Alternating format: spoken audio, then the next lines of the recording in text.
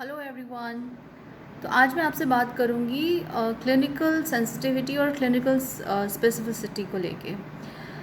मैंने आपको इससे पहले आपसे डिस्कस किया था एनालिटिकल सेंसिटिविटी और स्पेसिफिसिटी को। ठीक है, तो एनालिटिकल सेंसिटिविटी और स्पेसिफिसिटी अलग है और क्लिनिकल सेंसिटिविटी और स्पेसिफिसिटी अलग है। तो आज के इस लेक्चर में I will discuss clinical sensitivity and clinical specificity. So let's proceed. तो जैसे कि मैंने आपको बताया था कि जो रेफरेंस रेंज होती है किसी भी एनालाइट की, हर एनालाइट की अपनी एक रेफरेंस रेंज होती है। ठीक है, और वो जो रेफरेंस रेंज होती है बेसिकली रेंज है जिसमें कि वैल्यूज़ हैं जो कि नॉर्मल वैल्यूज़ होती हैं। ठीक है, अगर माना किसी पेशेंट ने कोई पर्टिकुलर एनालाइट अपना एनालाइज करवाया ब्लड में और अगर उसकी जो वैल्यू है वो एक रेफरेंस रेंज के अंदर आती है, दैट मीन्स कि वो जो एनालाइट है वो नॉर्मल है, द पर्सन इज़ नॉर्मल। ठीक है, तो ये जो रेफरेंस रेंज होती है ये कैलकुलेटेड होती है, कैलकुलेट की जाती है। मैंने आपको बताया था कि एक रेफरेंस पॉपुलेशन होती है, लार्ज पॉपुलेशन से डाटा कलेक्ट किया जाता है। यानी कि पर्टिकुलर एनालाइट है, उसको लार्ज पॉपुलेशन में सपोज़ 1000 लोगों में उसको एनालाइज किया, उनके ब्लड में उसका एनालिसिस होता है, वो डाटा कलेक्ट किया जाता है और उस डाटा से रेफरेंस रेंज को प्लॉट किया जाता है, बनाया जाता है। ठीक है, so reference range is calculated to, जैसे कि आप देख सकते हो, to include 95% of the test values from the reference population. ठीक है, तो एक रेफरेंस पॉपुलेशन है, सपोज 1000 लोग हैं। ठीक है, उनमें उनसे डाटा कलेक्ट किया जाता है, उनसे उनके ब्लड में पर्टिकुलर एनालाइट जो है उसको टेस्ट किया जाएगा, फिर वो उसको कलेक्ट किया जाएगा। उसमें से 95% of the values will be included in the reference range. 95% values को इंक्लूड करते हैं और 5% वैल्यूज़ को एक्सक्लूड कर देते हैं। ओके, तो और उसमें 5% में क्या होता है, top and bottom 2.5%, top 2.5% and bottom 2.5%, इतने वैल्यूज़ को हटा दिया जाता है और जो बीच के जो 95% वैल्यूज़ होंगे उनको इंक्लूड किया जाता है। सपोज़ अगर माना कोई सपोज़ 1000 लोगों में ब्लड ग्लूकोज का अगर मेजरमेंट किया होगा जब रेफरेंस रेंज सेट करी होगी, तो अगर 1000 लोगों में के ब्लड में अगर ब्लड ग्लूकोज टेस्ट किया होगा तो 1000 वैल्यूज़ आई होंगी। ठीक है, तो 1000 वैल्यूज़ सपोज़ करो कुछ इस तरह से आई होंगी, 67 67 67 68 68 ऐसे करके 70। ठीक है, और उसके बाद बहुत सारी वैल्यूज़, फिर एंड में 100 101 इस तरह से, मतलब बहुत सारी वैल्यूज़ आई होंगी, 1000 तक वैल्यूज़ आई होंगी। ठीक है, तो इसमें क्या है कि अगर आप कैलकुलेट करो तो 1000 का 5% कितना हुआ,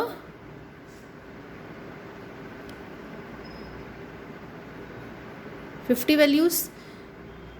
ओके, 50 वैल्यूज़ होंगी, 1000 का 5%, तो 50 वैल्यूज़ का जो नीचे, क्योंकि कभी भी जो वैल्यूज़ आती हैं उनको रेंडमली प्लेस नहीं किया जाता, जो वैल्यूज़ आती हैं उनको एक असेंडिंग ऑर्डर में प्लेस किया जाता है, यानी सबसे कम वैल्यू से शुरू होगी और बढ़ते बढ़ते जो हाईएस्ट वैल्यूज़ आई होंगी, ठीक है, उनको इस तरह से प्लेस किया जाता है फ्रॉम लोवेस्ट टू हाईएस्ट। तो 1000 माना 1000 वैल्यूज़ हैं तो 1000 का 50 का 5% हुआ 50 वैल्यूज़, यानी कि 50 वैल्यूज़ को कट ऑफ करना है। उसमें से भी क्या है कि 25 टॉप वैल्यूज़ और 25 बॉटम वैल्यूज़ को कट ऑफ करेंगे, यानी कि यहाँ से 25 वैल्यूज़ को कट ऑफ कर देंगे और यहाँ से 25 वैल्यूज़ को कट ऑफ कर देंगे, यानी यहाँ से और यहाँ से, और बीच का यानी कि 70 to 100 का जो रेंज है वो हो गया रेफरेंस रेंज, और यही हमारी आजकल की रेफरेंस रेंज भी है। तो इस तरह से कैलकुलेट किया जाता है। ओके, और नेक्स्ट थिंग इज़, ये भी देख लेते हैं नॉर्मल डिस्ट्रीब्यूशन कर्व। अब जो रेफरेंस रेंजेस जो होती हैं, जो एक डाटा जो आया रेफरेंस रेंज को कैलकुलेट करने के लिए, जो डाटा आया उस डाटा को अरेंज किया जाता है इन ग्राफ्स, इन कर्व्स। ठीक है, डाटा को डिस्ट्रीब्यूट किया जाता है। तो इसमें डाटा जो है that is distributed by using normal curve. Normal, ये जो है ये नॉर्मल कर्व है, ठीक है, डाटा को ये इस तरह से डिस्ट्रीब्यूट किया जाता है।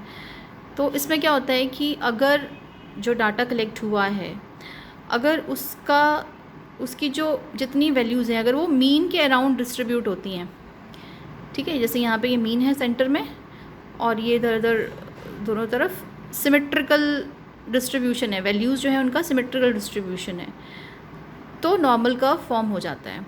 नहीं तो अगर ऐसा नहीं है, अगर मीन के अराउंड अगर वैल्यूज़ डिस्ट्रीब्यूट नहीं होती हैं तो कर्व जो है वो कभी नॉर्मल नहीं होगा।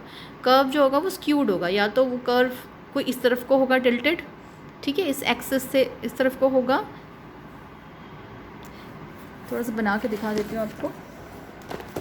जैसे यहाँ पे तो नॉर्मल कर्व बना है, बेल शेप कर्व, ठीक है, जहाँ पे बीच में मीन वैल्यू है और इसके अराउंड डाटा जो सिमेट्रिकली ऑर्गेनाइज्ड है। अगर डाटा सिमेट्रिकल नहीं है तो जो कर्व बनेगा वो बेल शेप कर्व नहीं बनेगा, वो कैसे बनेगा, स्क्यूड बनेगा, कुछ इस तरह से बनेगा, या तो इस तरफ होगा या फिर कुछ इस तरफ से होगा, ठीक है, डाटा स्क्यूड होगा, ठीक है। तो यहाँ पे क्या होता है कि जो नॉर्मल कर्व जो है वो तब बनता है जब जो जितनी भी वैल्यूज़ हैं उनका मीन, मीडियन और मोड जब सेम होता है तब एक नॉर्मल शेप का कर्व बनता है। तो जनरली नॉर्मल शेप का कर्व ही बनाते हैं। अगर माना डाटा कुछ इस तरह का है कि वो स्क्यूड है, अगर नॉर्मल कर्व नहीं बन रहा है तो उसको फिर नॉर्मलाइज किया जाता है बाय यूजिंग स्टैटिस्टिकल टूल्स, ठीक है। तो इस तरह से डाटा होता है और तो ये नॉर्मल डिस्ट्रीब्यूशन कर्व बनता है। तो क्योंकि ये मैंने इसलिए बताया आपको क्योंकि क्लिनिकल सेंसिटिविटी और स्पेसिफिसिटी को समझने के लिए इसको समझना बहुत ज़रूरी है। तो आप इसको ये देख सकते हो, ये फिगर है, ठीक है, लक्सटन बुक है, इसमें ये फिगर दिया हुआ है। इसमें दिया हुआ है, क्या लिखा हुआ है, normal distribution of a set of measurements for a given analyte showing the reference range which includes values plus और minus 2 standard deviations from the mean value, ठीक है। तो जो भी मीन वैल्यू होगी उसका +-2 करके ये इस तरह से डिस्ट्रीब्यूटेड होता है, ठीक है। तो यहाँ पे आप देख सकते हो, यहाँ पे -2 आ रहा है SD, यहाँ पे +2 SD है, ठीक है। तो ये 2.5% है और यहाँ पर भी ये 2.5%, इनको क्या कर दिया जाता है, एक्सक्लूड कर दिया जाता है। तो जो वैल्यूज़ मीन के +-2 तक आ रही हैं, ठीक है, उन्हीं वैल्यूज़ को इंक्लूड किया जाता है इन अ रेफरेंस रेंज। तो इसको एक एग्जांपल लेके भी हम लोग समझ सकते हैं, वो मैं आपको बाद में बताऊंगी। इसको आप ठीक से देख लीजिए। तो अब आते हैं क्लिनिकल यूटिलिटी के ऊपर। तो ये जो रेफरेंस रेंज है इसकी क्लिनिकल यूटिलिटी तभी है जब जो डिजीज़्ड पर्सन है उसका जो एनालाइट है वो इस रेंज से बाहर अगर फॉल करेगा, ठीक है। अगर किसी को डिज़ीज़ है और उसकी जो एनालाइट कॉन्सेंट्रेशन है वो इस रेंज से बाहर जब फॉल करेगी तभी हम मानेंगे कि इस रेंज की क्लिनिकल यूटिलिटी है, ठीक है। तो अगर हम देखें तो जैसे कि हम लोग हेल्दी पॉपुलेशन को यूज़ करके एक रेफरेंस रेंज बनाते हैं, नॉर्मल रेफरेंस रेंज, उसी तरह से डिजीज़्ड इंडिविजुअल्स के वैल्यूज़ को डाटा कलेक्ट करके नॉर्मल कर्व बना सकते हैं, ठीक है। तो डिज़ीज़ पॉपुलेशन का कर्व हो गया। तो जो रेफरेंस रेंज हेल्दी पॉपुलेशन की होगी और जो डिजीज़्ड पॉपुलेशन की रेफरेंस रेंज होगी, ठीक है, वो दोनों आपस में ओवरलैप नहीं करनी चाहिए in ideal situation. Ideally reference range of a healthy population and reference range of a diseased population should not overlap, ठीक है। बट रियलिस्टिक सिचुएशन में ऐसा नहीं होता, ठीक है।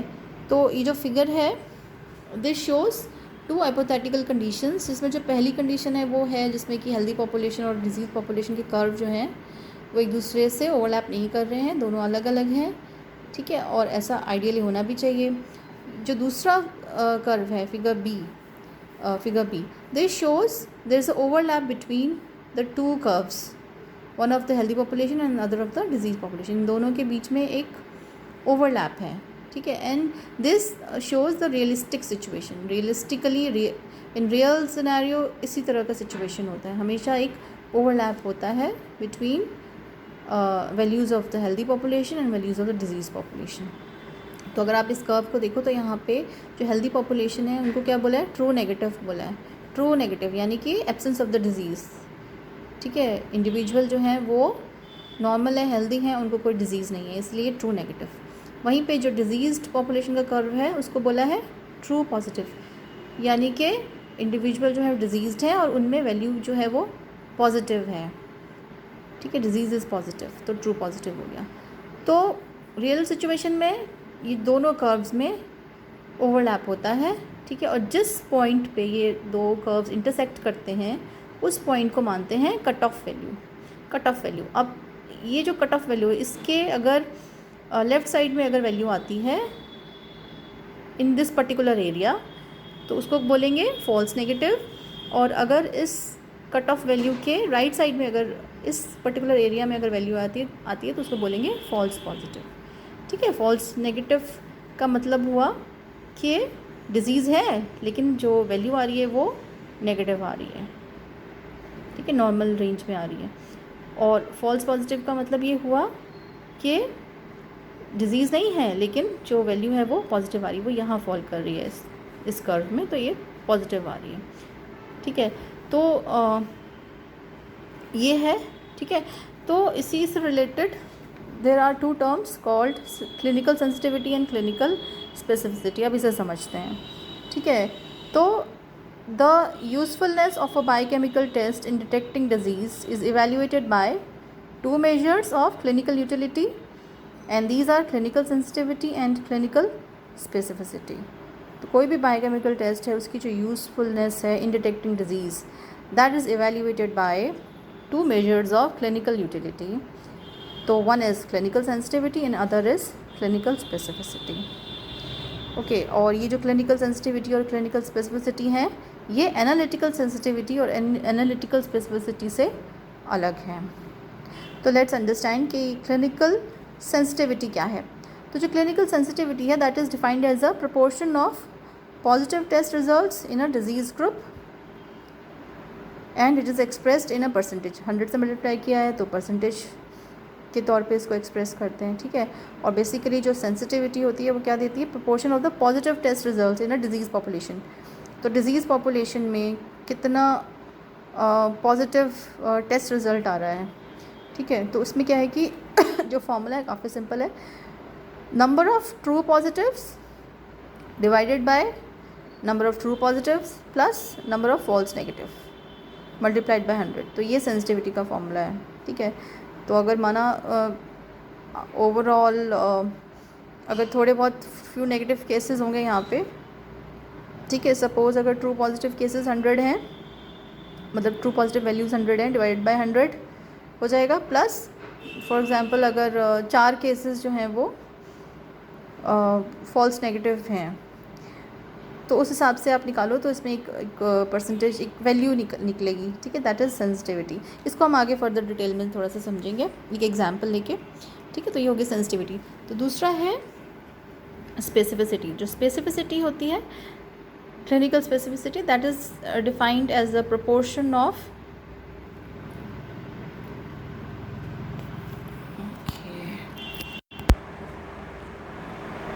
Okay, so clinical specificity is defined as a proportion of negative test results in a healthy population.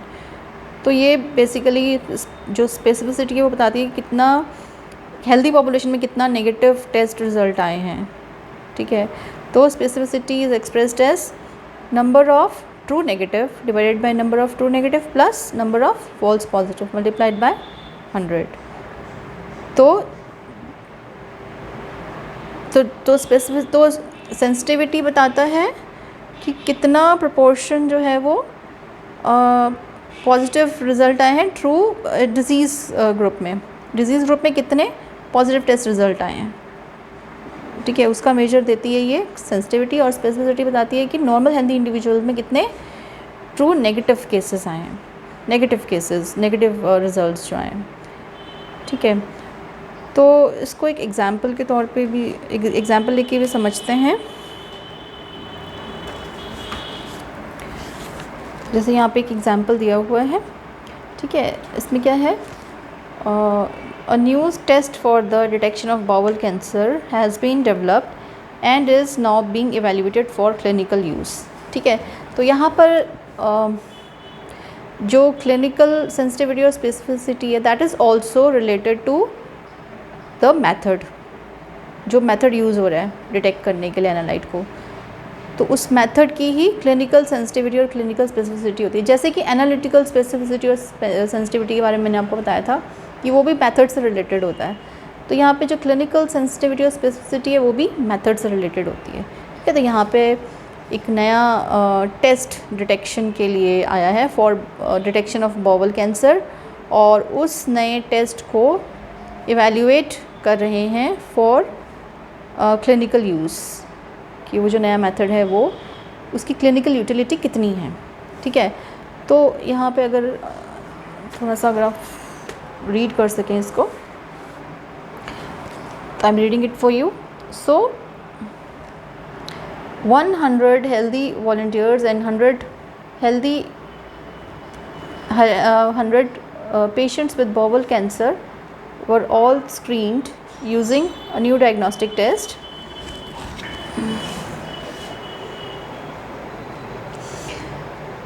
Initial studies were undertaken to determine the concentration at which to place a cutoff level. A result greater than the cutoff level is considered to be positive result, indicating the presence of bowel cancer. A result less than the cutoff value is considered the negative result. In the healthy group, 4 subjects gave positive test. From the group of patients with bowel cancer, 92 gave positive test. From these data, the clinical utility of new test can be determined. In a perfect situation, none of the healthy group should give a positive result and none of the disease group should give a negative result. From this study, the following were found. तो इसमें क्या है कि जो sensitivity को उन्होंने कैसे calculate किया कि कुल मिला के 100 पेशेंट थे, उसमें से 92 पेशेंट्स जो हैं वो उनका पॉजिटिव टेस्ट आया, पॉजिटिव रिज़ल्ट आया। ठीक है, लेकिन आउट ऑफ 108 पेशेंट जो थे वो नेगेटिव आए। ठीक है, जो 8 पेशेंट्स थे वो यहाँ पे नेगेटिव आए, पॉजिटिव होते हुए भी नेगेटिव आए। तो जो सेंसिटिविटी हुई वो इस प्रोटोकॉल की जो सेंसिटिविटी वो हुई वो कितनी हुई, 92% हुई। ठीक है, यानी आउट ऑफ 100 जो लोग हैं वो सारे के सारे बाउल कैंसर है। ठीक है, 100 लोगों को बाउल कैंसर है, कैंसर है उनको, लेकिन आउट ऑफ दोज 100, 92 लोगों का जो रिज़ल्ट आया इस टेस्ट को यूज़ करके वो पॉजिटिव आया, लेकिन 8 लोग जिनको कैंसर था वो नेगेटिव आए। तो ये हो गई सेंसिटिविटी। ठीक है, दूसरा स्पेसिफिसिटी में क्या है कि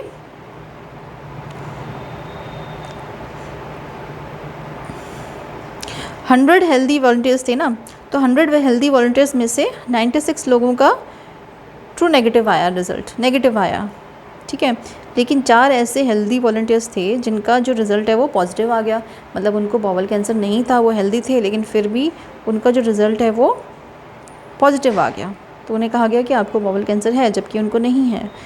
तो ये कैलकुलेट करके आया कितना है, 96% स्पेसिफिसिटी आ गई, यानी कि जो टेस्ट मेथड है, पर्टिकुलर टेस्ट जो नया मेथड है, ठीक है, उसकी सेंसिटिविटी है 92% और स्पेसिफिसिटी है 96%।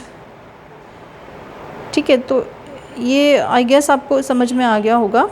ठीक है, in other word this means that the new screening test for the bowel cancer will be positive in 92% of those patients with the disease. ठीक है, तो जिन लोगों को डिजीज़ होगी उसमें से 92% लोगों का जो टेस्ट है वो पॉजिटिव आएगा, लेकिन 8% लोग ऐसे भी होंगे जो पॉजिटिव होंगे लेकिन रिज़ल्ट नेगेटिव आएगा। ठीक है, वहीं पर at the same time healthy people में 96% लोग जो हैं वो वो नेगेटिव आएंगे, लेकिन 4% ऐसे भी लोग होंगे जो नेगेटिव होंगे, लेकिन जो रिज़ल्ट जो आएगा वो पॉजिटिव आएगा। ठीक है, तो इस तरह से कैलकुलेट किया जाता है clinical utility of new test method with the help of calculating sensitivity and specificity. तो आई होप आपको ये क्लियर हुआ होगा, मैंने कोशिश की है समझाने की। तो आई होप आपको क्लिनिकल सेंसिटिविटी और क्लिनिकल स्पेसिफिसिटी समझ में आया होगा। और अगर नहीं क्लियर हुआ है, अब भी अगर कुछ डाउट है तो आप प्लीज़ फिर से मुझे पूछिए, मैं फिर से आप इसको और ज़्यादा क्लियर करूँगी आपको। Take care, bye bye.